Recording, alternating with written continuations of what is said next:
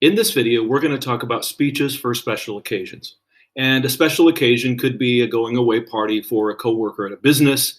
It could be a travel for a family member who will be gone for an extended period, something that you would say at a holiday, and as well something that you would say at a funeral or a eulogy. So, one of the things that I underline with this kind of speech is that it is really an important moment. And as such, you can really make a big impact. Even though we sometimes think about these speeches and eulogy speeches, and we think, wow, we have to do a eulogy speech for a class.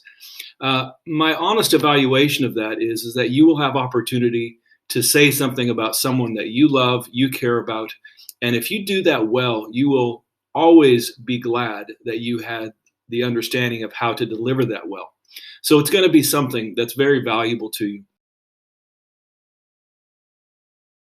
The occasion speech has five basic components. To some degree, these are interchangeable in terms of how they order, but this order that I'm going to provide for you today gives you a fairly good sense, and you can interchange them, obviously, but if you don't have a need to, then flow along with this 1 through 5, and it will serve you well as you're giving your occasion speech. So number one, to begin with, there is this idea of relating that occurs in this kind of a speech. So you are standing before a crowd, and there is this necessity to connect with the audience and just relating to them. So there's an individual being involved, being honored, whether it's the toast or someone who has passed away. So we're going to relate with the audience. We're going to talk about our common feelings, our common perspectives, just the moment that we are in, and express some commonalities to that. That can look different in each of the different contexts, but think of it this way, that you just want to create some common ground between you and the audience that you're speaking to. Secondly, a unique perspective. Now, one of the things that makes a good speech of this form valuable is that it isn't generic. You know, Bob was a great coworker, yada, yada. That's not really specific. But if you mention that Bob was your mentor and he taught you, and you had inside jokes and these kind of unique perspectives, it's one thing to say, well, my uncle, we all knew him, he was a great fisherman. It's another to say, my uncle actually taught me how to fish, and we shared that common thing, and I always loved that about him. So it's the things that other people don't know that really make for the strength of the unique perspective. And actually, that is probably one of those characteristics that you've heard in eulogies and these kind of occasion speeches and not realize how powerful they are. But now you have a language to identify those elements. Third, within these kind of speeches, there's a lesson involved. Someone that you are toasting at a wedding, and maybe a best friend, and it sounds something to the effect like, always loved the way he or she handled himself with such grace, and always was a friend to those who needed a friend. That's certainly something that I can do in my life, and I can begin living my life by. Now, that's a little cliche, I understand, but it's not scripted, so there you go. But regardless, what we have there is something that's a takeaway.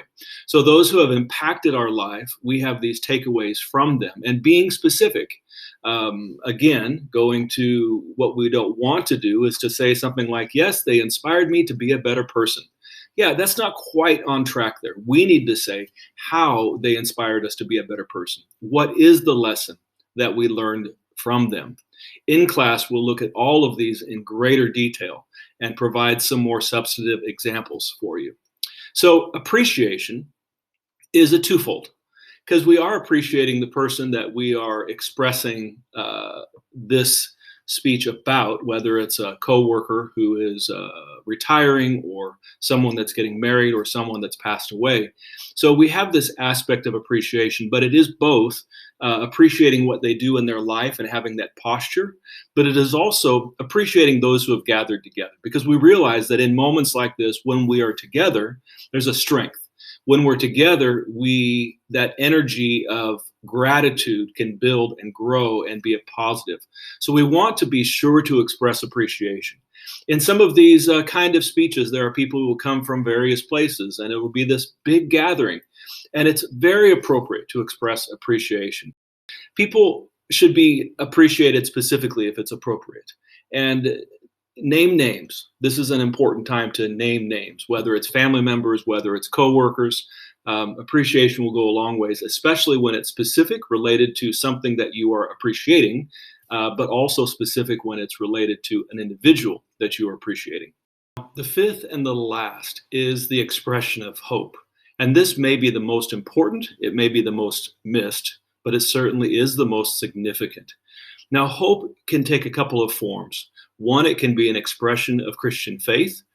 We think about the hope of resurrection, the hope that we have in Christ, those along those themes, and we hear those commonly within eulogy speeches in a Christian setting, but can also relate to expressions of legacy, of an individual's life having meaning long after they're gone, their memories being remembered long after they're gone, the impact on their lives being something that isn't just at the close of this.